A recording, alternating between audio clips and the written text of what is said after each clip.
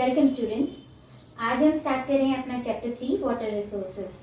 तो सबसे पहले इस टर्म को हम एक बार समझते हैं कि आज तक हमने वाटर रिसोर्सेज के बारे में क्या पढ़ा हुआ है। देखो, अप टू क्लास 9 हमने ये पढ़ा हुआ है कि जो वाटर रिसोर्सेज हैं वो हमारे पास कौन कौन से हैं। रिवर्स हैं, लेक्स हैं, पॉन्ड्स हैं, रिजर्वायर्स हैं, ग्राउंड वाटर है और इन सब में फ्रेश वाटर रहता है। और इस फ्रेश वाटर को हम लोग यूज किस में करते हैं? अपने डोमेस्टिक पर्पस के लिए, यानी कि हाउस होल्ड वर्क्स के लिए। देन एनवायरमेंटल एक्टिविटीज के लिए भी हमें फ्रेश वाटर की जरूरत पड़ती है, एग्रीकल्चर के लिए, देन इंडस्ट्रियलाइजेशन, इंडस्ट्रीज के लिए, और रिक्रिएशनल एक्टिविटीज के लिए या रिक्रिएशनल वर्क के लिए। ठीक है। और ये जो वाटर है, फ्रेश वाटर, इसकी परसेंटेज क्या है हमारे पास? 1% ओनली। और बाकी पानी जो है वो सॉल्टी है, ओशियन में है। इसको हम इन कामों के लिए यूज नहीं कर सकते। ठीक है। अब हम सबसे पहले ये समझेंगे कि अगर फ्रेश वाटर हमारे पास 1% है तो रिमेनिंग 99% वाटर कहाँ है, किस फॉर्म में है, उसको देखना है। अब देखो, टोटल जो हमारी अर्थ सरफेस है उसमें 75% जो है, यानी कि 3/4 of earth's surface is covered with water, and rest of the 25%, which is 1/4, is land surface. अब ये जो 75% वाटर है ये कैसे डिस्ट्रीब्यूटेड है उसको समझते हैं। इसका रेशियो क्या है all over world, and this 75% is the total world's water present on earth. Now, out of this 75%, 96.5% water is present in oceans. अब मैंने आपको क्या बताया? ओशियन का पानी बहुत ज्यादा खारा होता है, वो हम उस जगह नहीं इस्तेमाल कर सकते जहां पे हमें फ्रेश वाटर की जरूरत होती है। अब 2.5% वाटर है वो हमारे पास फ्रेश वाटर अवेलेबल है, और फ्रेश वाटर जो हमारे पास अवेलेबल है, इस 2.5% का 70% पानी तो आइस शीट्स और ग्लेशियर्स में पड़ा हुआ है। और ये कहां पर मिलेंगे आपको? देखो, एंटार्क्टिका में मिल जाएगा। देन वर्ल्ड के जितने भी माउंटेनियस रीजन्स हैं जहां पर बर्फ जमती है उन रीजन्स में, और ग्रीनलैंड जो कि वर्ल्ड का लार्जेस्ट आइलैंड है, and it is known for its vast tundra and glaciers. It lies between Arctic Ocean and North Atlantic Ocean. अब ये 70% पानी इस फॉर्म में अवेलेबल है। इस 2.5 का ही 29% पानी जो है वो हमारे पास ग्राउंड वाटर की फॉर्म में अवेलेबल है। एक्वाफर्स भी बोलते हैं।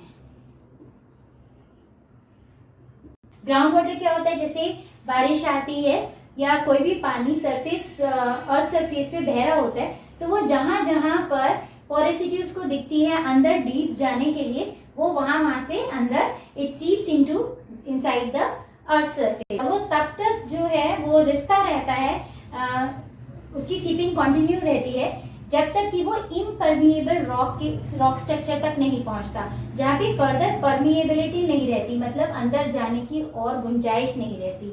और उस जगह पर जाके जब ये हमारा पानी स्टोर हो जाता है जमीन के अंदर, उस जगह को हम एक्वाफर कहते हैं। ठीक है। देन रिमेनिंग 1%, देखो 70 एंड 29, अभी 99% पानी हुआ है, और इसमें remaining 1% water is present in our rivers, lakes, ponds and reservoirs.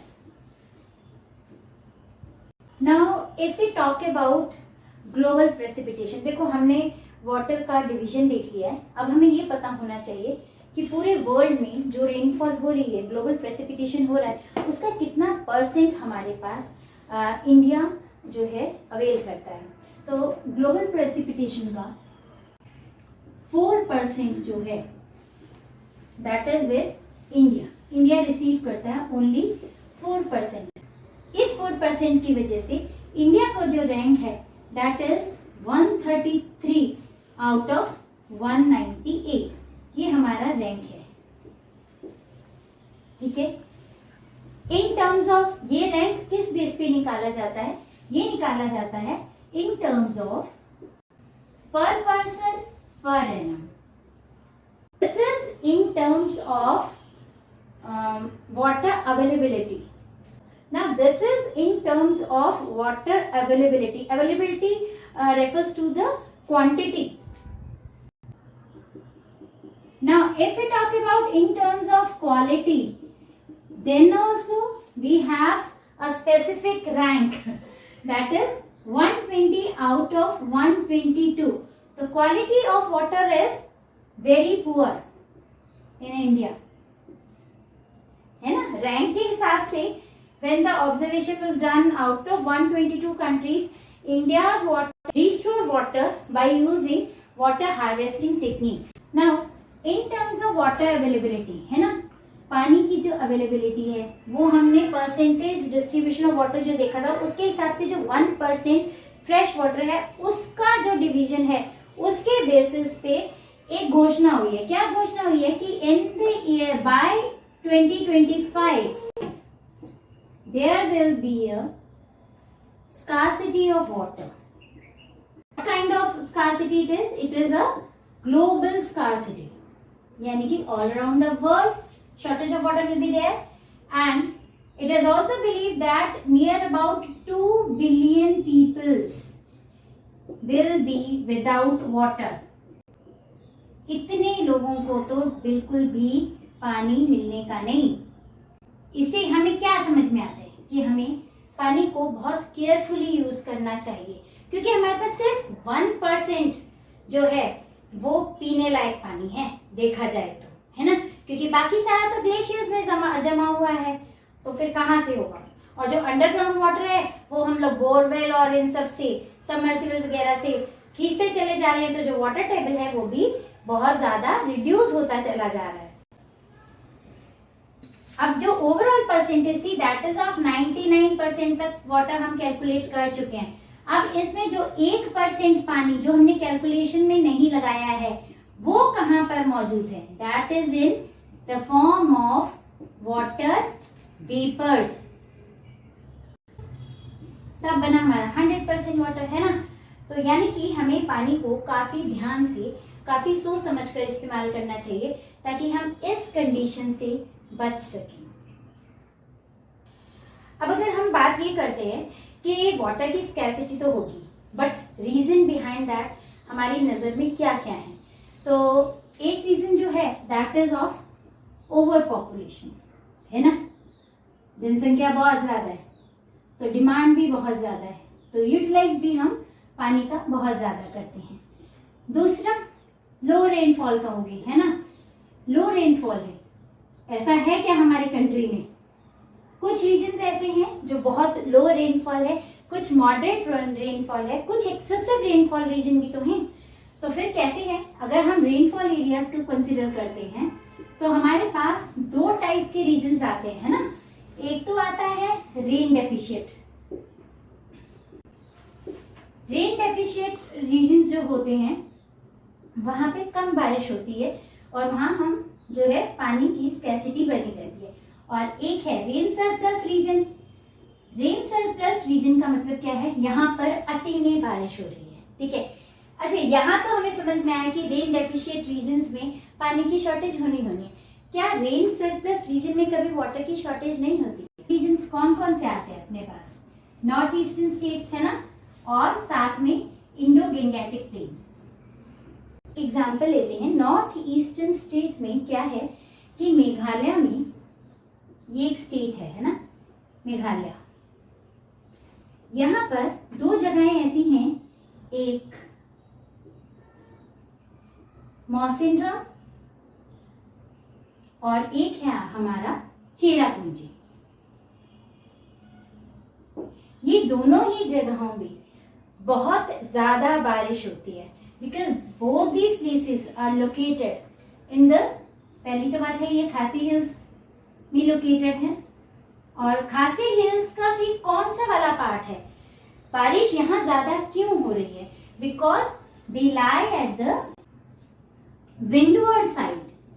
अब हमने विंडवर्ड और लीवर्ड साइड्स के बारे में क्लास 9th में पढ़ा हुआ है कि जो विंडवर्ड साइड होगी वहां पे ज्यादा बारिश होती है as compared to leeward side. अब यहाँ पर क्या है, इन्हीं खासी हिल्स के लीवर्ड साइड में पड़ता है हमारा शिलोंग, और इस शिलोंग रीजन में ये वाटर डेफिशिएंट है। देखो रीजन वही है, बट क्या है, यहाँ पर पानी की एक्यूट शॉर्टेज हमेशा बनी रहती है। बिकॉज एक तो क्यों, what was the reason? It lies at the leeward side. Second reason है that is stone quarrying. Stone quarry का क्या इम्पैक्ट पड़ता है? Due to this stone quarrying क्या है, लिमिटेड वाटर रिचार्ज हो पाता है, वाटर रिचार्ज हो पाता है, और बिकॉज ऑफ दिस ओनली जो सरफेस वाटर है वो भी कम, ठीक है। और जब सरफेस वाटर कम है, वाटर कम रिचार्ज हो पाता है, तो यहाँ पर ग्राउंड वाटर कैसा होगा, ये भी बहुत कम है। इसी वजह से यहाँ पर हमेशा एक्यूट शॉर्टेज ऑफ वाटर रहता है।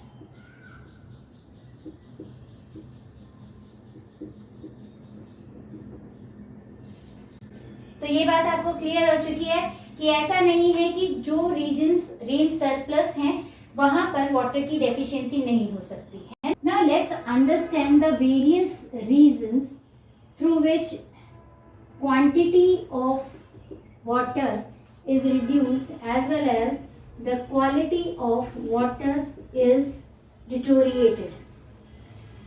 क्वांटिटी पानी की क्वांटिटी कैसे कम हो रही है? देखो हम लोग क्या करते हैं, ओवर एक्सप्लॉयटेशन ऑफ वाटर करते हैं। कैसे करते हैं ओवर एक्सप्लॉयटेशन?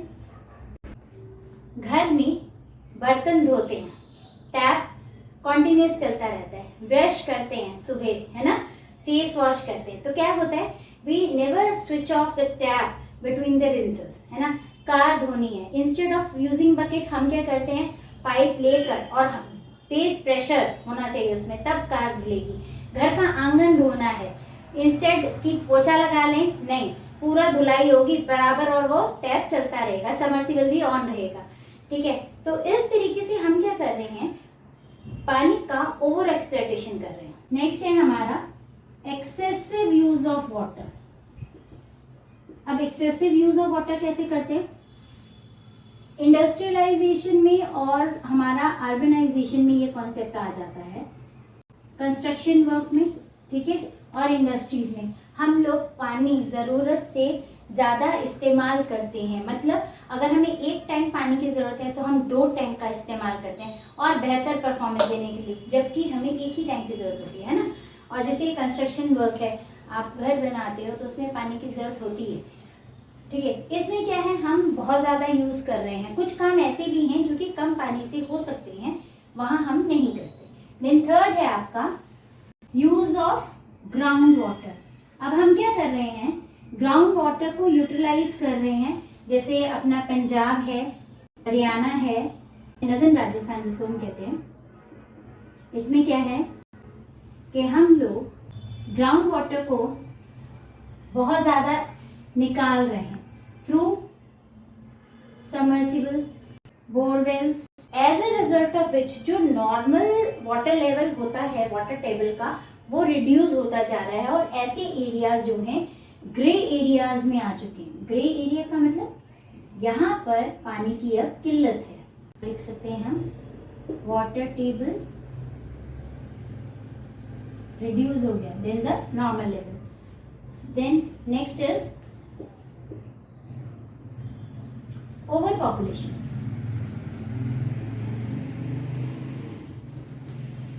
ओवर पॉपुलेशन होने की वजह से हमारा जो एग्रीकल्चर की डिमांड है वो बढ़ती है, जिसमें हम पानी का यूज कर रहे हैं और हमारे डोमेस्टिक कामों में पानी का यूज जो है वो दिन प्रतिदिन बढ़ता चला जा रहा है, जिसकी वजह से पानी की quantity day by day reduce होती चली जा रही है।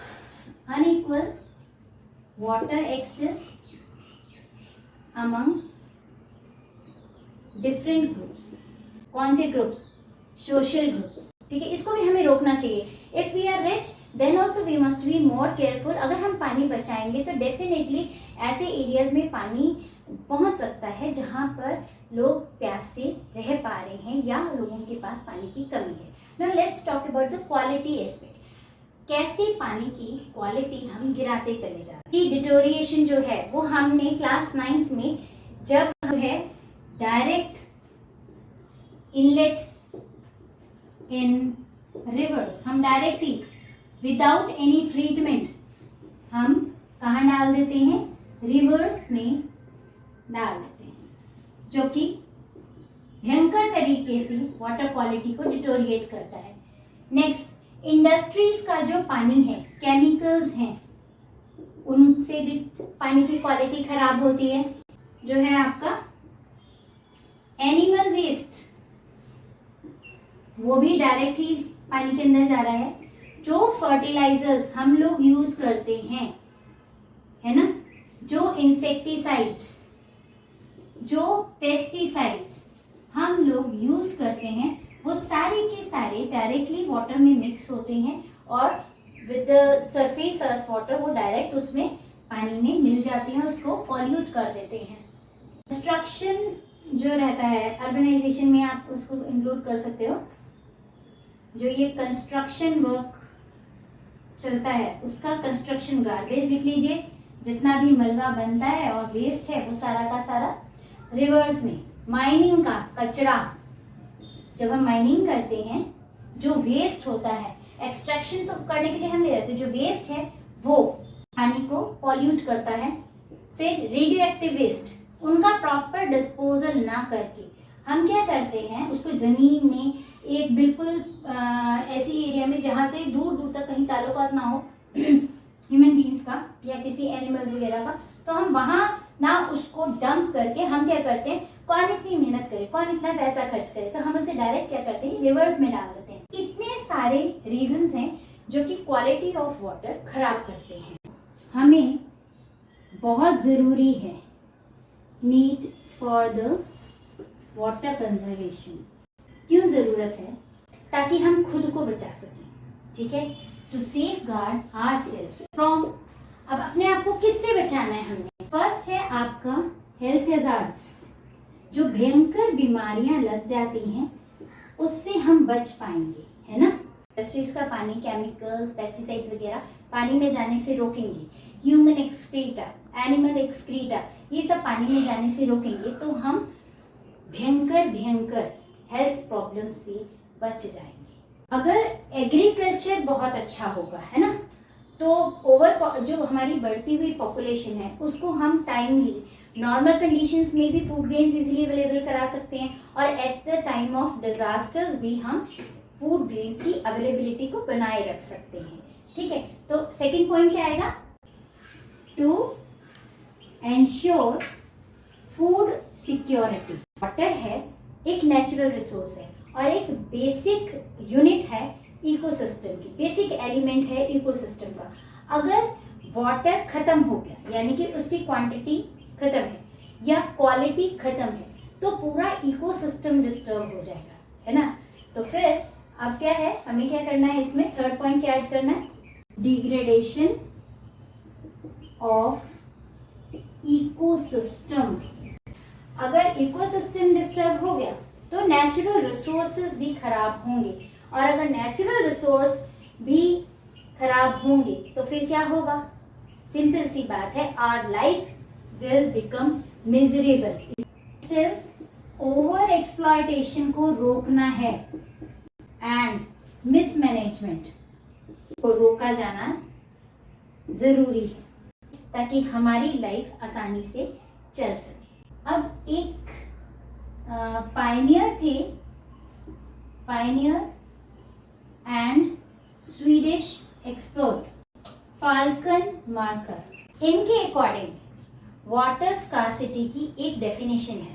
According to him water scarcity कब होगी? जब वाटर की availability will become between 1000 to 1600 cubic meter per person per day. इस कंडीशन में वाटर स्ट्रेस अकर होगा।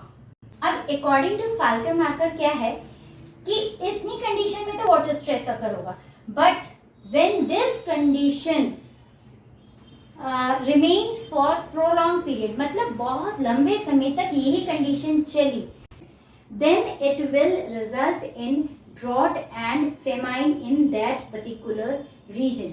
तो हम इसको लिख सकते हैं, if it remains for prolonged period then it will result in drought and famines in that particular region। अब वो रीजन कोई भी हो सकता है।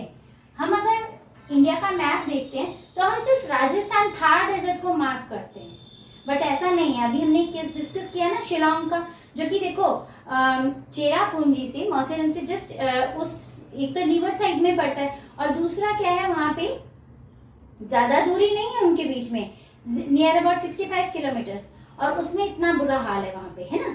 तो कंडीशन क्या है वाटर स्कार्सिटी की? जब वाटर स्ट्रेस बढ़ेगा तब जाके ड्रॉट या कोई फेमाइन कंडीशन उस पर्टिकुलर रीजन में पर होगी।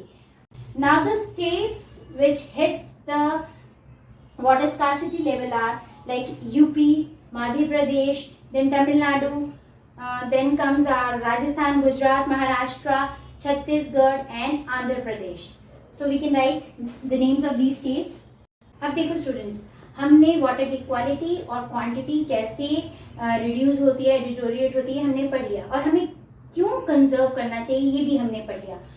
अब बात ये है कि अगर हम इस मॉडर्न टाइम्स में ये काम कर रहे हैं कि हम उसको कंजर्व कर रहे हैं पानी को अपने लिए, तो फिर क्या एंशिएंट टाइम्स में किया जाता था? उस समय जरूरत पड़ती थी?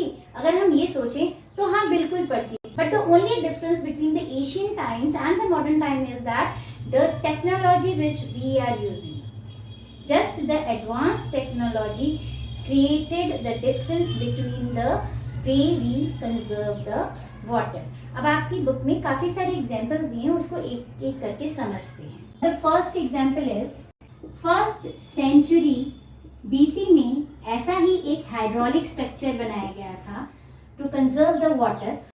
उसमें क्या किया गया था, गंगा रिवर का जो फ्लडेड वाटर था ना, वो उन चैनल्स के थ्रू आगे फर्दर इक्वल डिस्ट्रीब्यूट होकर, वो फ्लड ना रहकर फर्दर उन रिजर्वायर टाइप्स का जो स्ट्रक्चर्स बनाए गए थे उनमें चला जाता था, जहां से जो है हार्वेस्टिंग प्रोसेस को अंजाम दिया जाता था। ठीक है, so that is the श्रृंगावेरापुरा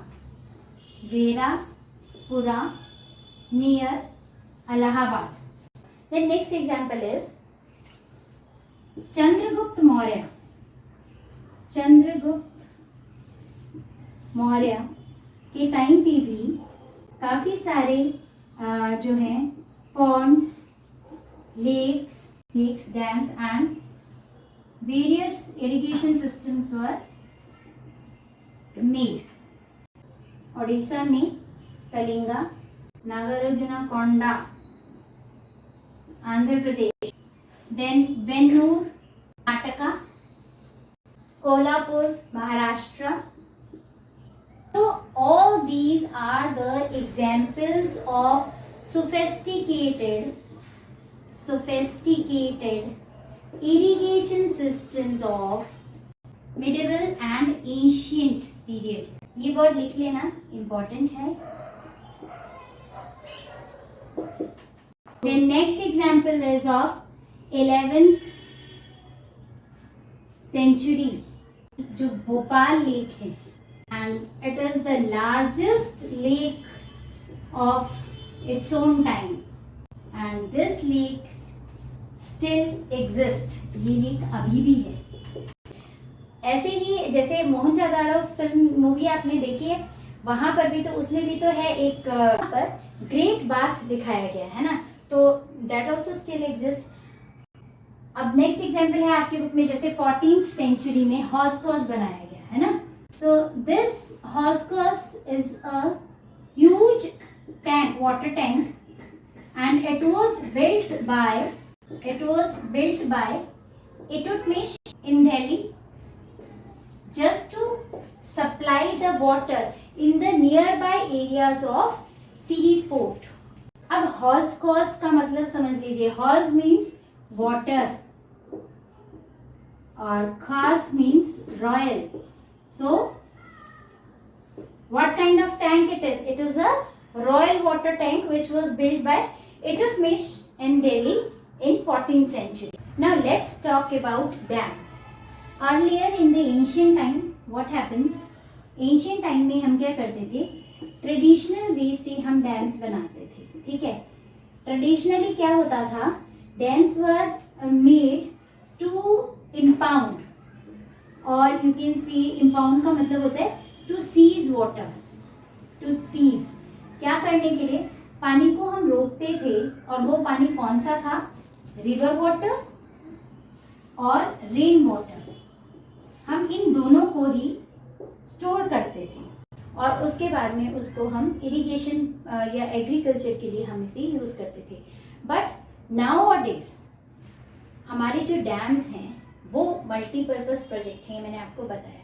even Jawaharlal Nehru ji कहते थे, उनका कहना था कि जो डैम्स हैं these are the temples of modern India. अब आप समझ गए होंगे why the dams are regarded as temples of modern India. अब जो मॉडर्न डैम्स हैं, है ना, modern dams are built to fulfil multiple needs. ठीक है. These are the multipurpose project. अब देखते हैं हम इससे क्या क्या कर सकते हैं डैम्स से.